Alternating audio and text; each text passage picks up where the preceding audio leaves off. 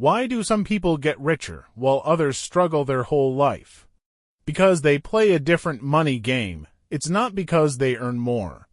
It's because they think differently about money. Stay with me. Because these 5 lessons can change how you see money forever. Rich Dad, Poor Dad by Robert Kiyosaki reveals the mindset difference between the rich and the poor. 2 fathers, 2 ways of thinking. One changes everything. Rich Dad, Poor Dad, written by Robert Kiyosaki and Sharon Lechter, is a world-renowned guide on financial literacy and how money works. The book's main idea is that building wealth is less about working harder and more about developing financial intelligence and making money work for you. It emphasizes that individuals seeking financial independence should move beyond reliance on a paycheck, focus on accumulating assets, and improving their financial intelligence. Lesson 1. The rich don't work for money, the poor and middle class work for money. But the rich don't. They build systems where money works for them. That's the real difference. The poor and middle class live paycheck to paycheck, driven by fear of not having enough money and greed, the desire to spend more. The rich, on the other hand, control these emotions and use money as a tool. The poor sell their time and labor to earn money. The rich build active assets such as real estate, stocks, and business systems that generate steady income without requiring their constant time and effort. At the core of the poor and middle class working for money are 2 emotions, fear and greed. People go to work each morning because they fear being without money, and when they receive their paycheck, their greed drives them to buy new things. This cycle traps them in what Kiyosaki calls the rat race, a system designed solely to pay bills and work more. Lesson 2. Financial education is key. Schools teach you how to work, but not how money works. If you don't learn about money, you will always work for someone who does.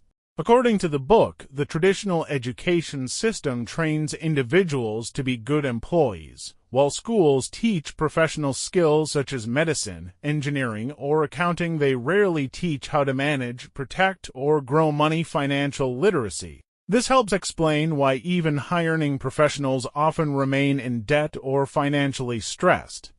The statement, "If you don't learn about money, you will always work for someone who does," highlights the power imbalance. Employees, lacking knowledge of money's rules, they seek safe jobs and, driven by fear, sell their labor within systems created by others.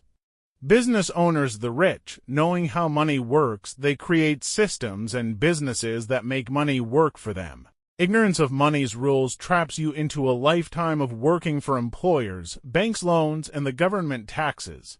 According to the book, the mindset of the poor and middle class is the harder you work, the more you earn, whereas the wealthy think the smarter you manage money, the freer you become. Settling for only what school teaches ensures you are always a servant of money, not its master.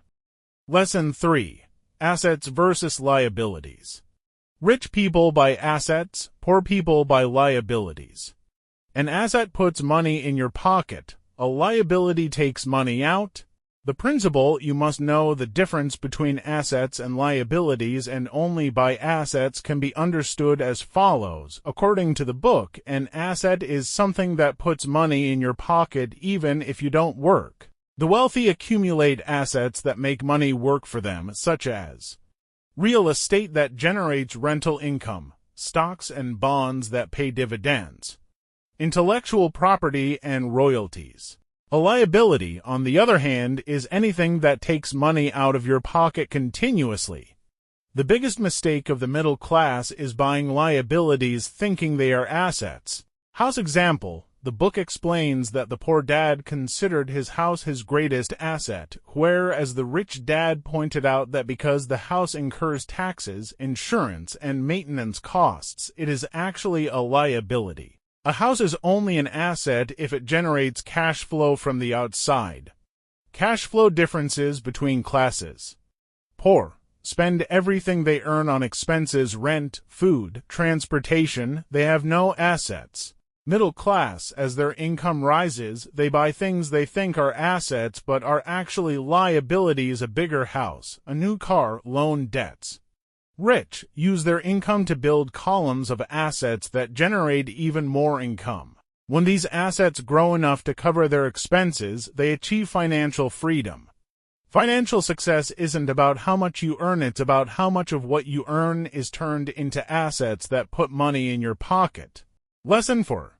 Mindset difference. The poor say, "I can't afford it." The rich ask, "How can I afford it?" One closes your mind, the other opens opportunities. Saying "I can't afford it" is, according to the rich dad, a form of mental laziness, because when you use this phrase, your brain stops thinking and closes off the problem. In contrast, asking "How can I afford it?" forces your brain to work like a muscle, pushing it to generate solutions and find creative ways. Saying "I can't afford it" is an act of surrender, leaving control to external circumstances. Asking "How can I afford it?" puts responsibility for your financial situation in your own hands. It shifts the mindset from letting money control you to finding ways to make money work for you. While one person shuts their mind and ignores possibilities, the other turns their mind into a problem-solving opportunity hunter, according to the book. The secret to why the rich get richer is that they treat obstacles as financial puzzles and train their minds to solve them. This difference isn't just a play on words, it's proof that the path to financial freedom begins in the mind. Lesson 5. Make money work for you. True wealth is not about working harder. It's about building income streams that work even when you don't. According to the book, true wealth is measured by the size of your passive income sources that aren't tied to your physical labor. While the poor and middle class remain trapped in the rat race, working harder to earn more, the rich focus on building systems where money works for them. At the heart of these systems are active assets: real estate, stocks, and businesses that put money in your pocket even while you sleep. As the book emphasizes, it's not how much you earn, but how much you keep and how hard that money works for you that defines real wealth. Therefore, instead of working solely for a paycheck, building assets you own and that work for you, or a system works on your behalf, is the key to financial freedom. True financial intelligence is the ability to manage resources that generate cash flow sufficient to maintain your lifestyle even when you're not working. The rich don't work for money. They understand how money works. They buy assets, they think differently, and they make money work for them. Which idea changed your mindset the most? Comment below. And follow Mind Journey for more powerful lessons.